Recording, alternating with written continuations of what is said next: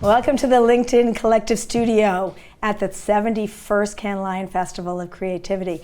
I have to say I'm so excited about being here. This is always my favorite conversation that we have. I'm Shelley Zalis, the CEO and founder of the Female Quotient. Today, we are here to talk about the future of B2B leadership.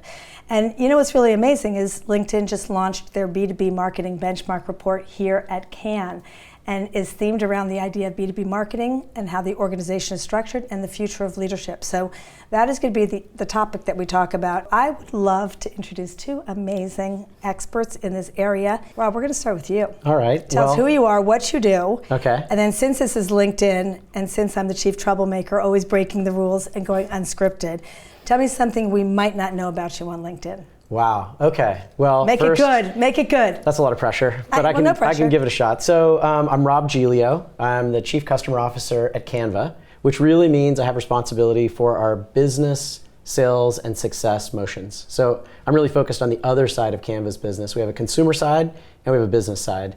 And my team and I have responsibility for trying to help customers that are in businesses use Canva more effectively and find Canva for their uses to ideally express themselves, like exactly what we're talking about. What would someone not know by reading my LinkedIn? I don't use LinkedIn for much personal purposes. I use it really primarily for business networking, primarily to see if I can help friends and colleagues and people in the industry to make connections. And so you don't know much about me personally on there.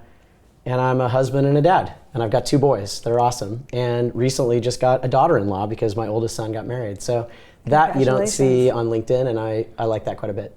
That's wonderful. Just wait until you get into the grandparent club. Not yet, when they're ready. Yeah. Best club in the world. Thank you. Just wait. Amanda, hi. Hi, Amanda Grant, and I'm the Global Head of Partnerships for Choreograph, and Choreograph is the data and technology arm of Group M. So this is a role I've been in for less than 8 months, and I have a really long and rich history overseeing social media. So LinkedIn's been a part of my journey for some time, as I was overseeing that globally for Group M. And I think if you looked at my LinkedIn profile, you would see social media over the course of 15 years in various locations and destinations, but now I've moved over to Choreograph and I'm leading a data and technology company, and I think that's interesting because I really see a lot of evolution, and we've been at Cannes all week and all we're talking about is AI and technology, and this is like the place that I want to be to kind of take the next step in my career. I love that. I want to go just to something you said about you've been on LinkedIn with clients for a very long time as a platform.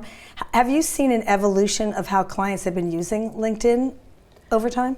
Absolutely. We have a lot of B2B clients where LinkedIn is a core platform and it's a core strategy. And then there's been an evolution of the types of clients or advertising campaigns that would make sense on the platform, more consumer-based products. So that's certainly been an evolution, and then been working really closely with LinkedIn on product and getting LinkedIn in video and the unique pieces of it that you can't really get on other platforms. That gets more to like the longer form lead gen, higher value proposition products. That's something that's very rich on LinkedIn, and we've been building that out, I think, from a strategy. So I've seen that evolution as, it's not just a place for in-mail, but it's also a place to build and cultivate relationships, have an organic and a paid strategy together that's complementary. And that is, I think, something that more advertisers are leaning into today. Just to give us a little background on your journey and how did nice people like you get to a place like this kind of question, ending up as in the marketing world, in the chief commercial officer space, being here at Cannes, in the world of creativity. Did you know you always wanted to be in this kind of space? And this is up for You want grabs? me to tackle that one? You go. Yeah, no, I don't think I did.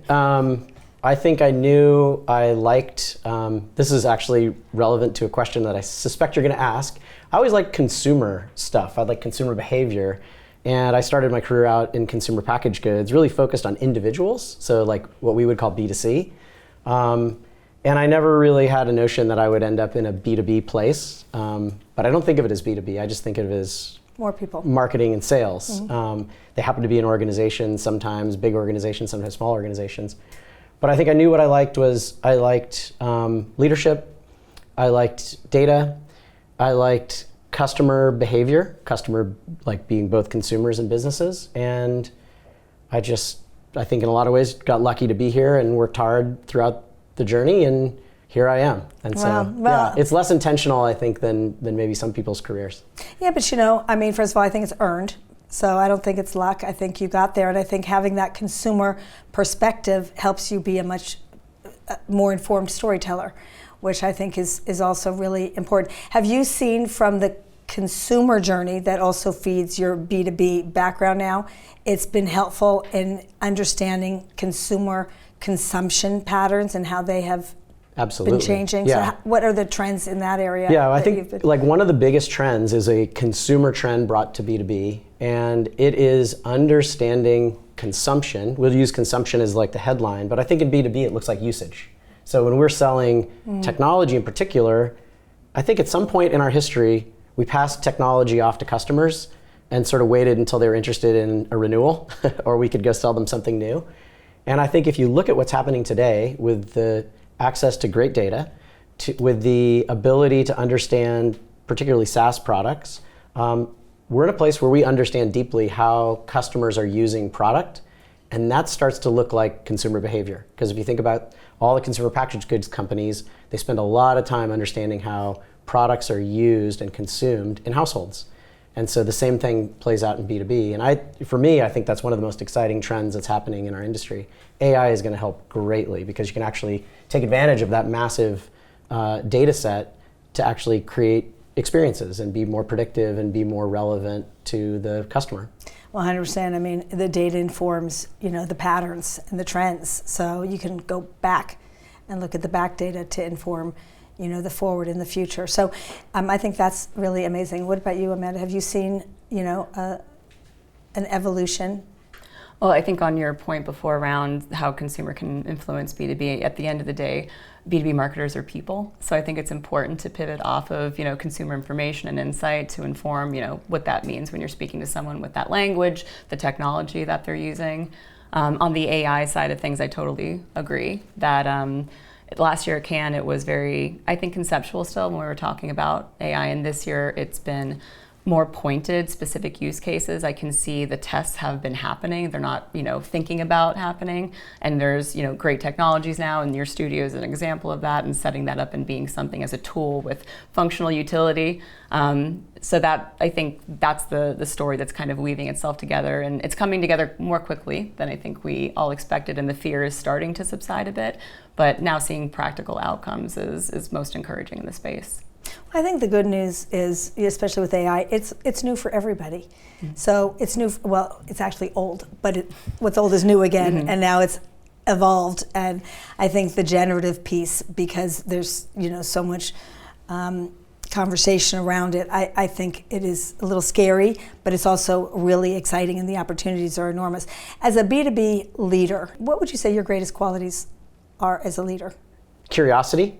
I think is probably the first one. I'm a really curious person, and I like to go fairly deep. Like I don't think I'm a micromanager, but I like to understand what's underneath data and people and interactions. So I'm willing to go a couple of clicks down, maybe more so than would be expected.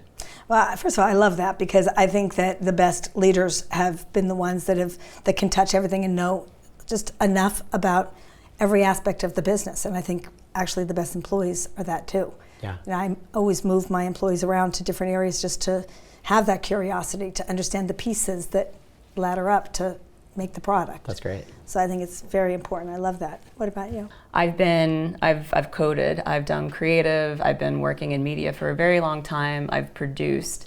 I think having all those skill sets makes you a much better leader. It allows you to be incredibly empathetic to the various teams that you're working with to get something done. It can be a barrier if you don't have that sense of understanding, because you can't really problem solve, and you can't empower the leaders underneath you to figure things out, or who do you go to for that? So I think having range is really important if you're lucky enough to get it. And I've definitely had a journey of moving up through all the different aspects, I think, of our industry. And so from doing your job today, or I call it passion. When you love what you do, it's called passion. When you don't, it's called stress. So I'm passionate about what I do. But from a B2B perspective, and do you feel equipped to understand, where we are, where we're going, and, the future? So if you were hiring someone today? Would they look different with different skills than yesterday? What I think is necessary in this area is adapting a training curriculum. As tactical as that sounds, things are very different today than they were 18 months ago. And things are going to be very different 18 months ago than they are today. And you really need to evolve the way you think about training and education and awareness and senior level support of the changes that are happening in AI and retail media. Because if you don't, I think what you'll find is there's going to be pockets and silos of excellence within an organization, but it won't be bred throughout the culture. And without that coming from like a senior level down to ensure that that's a piece that everybody touches, that means you're not going to have a uniform delivery mode for whatever your business is, whether it's media services or SaaS solutions. What I recruit for now at a foundation level has been the same for almost my entire career. I think I picked this up from maybe somebody early in my career journey.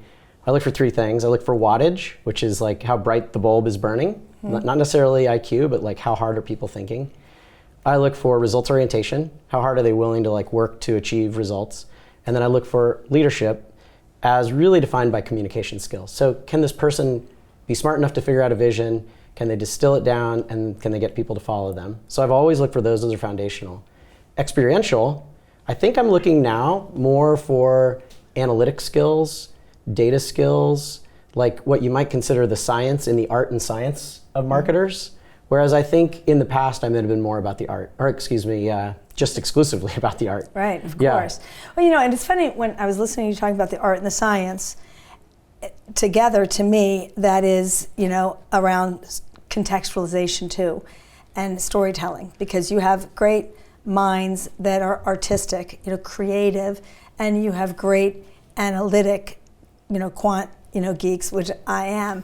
But combining those, not everyone has a right-left brain combination. Yeah. So an integrated brain of both is interesting. And so to me, it's ultimately about the good storyteller. Yeah. And then I kind of like the AI piece, helping navigate, some of the efficiencies around that. So I hope none of us are obsolete, which is going to be really good. And I can guarantee I don't think either one of you are going anywhere too Amanda's fast. career journey actually struck me as one that is like a really good balance of art and science. Like as you described it, like that's what we'd want to hire. It's rare. Yeah. Rare gem. Yeah, I agree.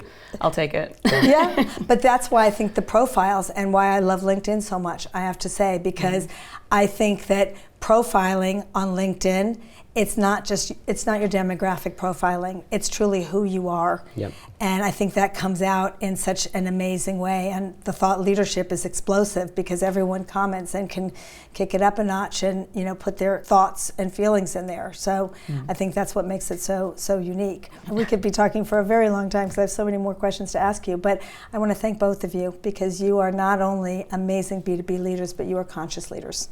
Thank you. And I think that that's where power comes from, when you use your power with intentional actions for change. And so I just want to tell you how much I appreciate that. And I want to thank everybody for joining us in this LinkedIn Collective Live.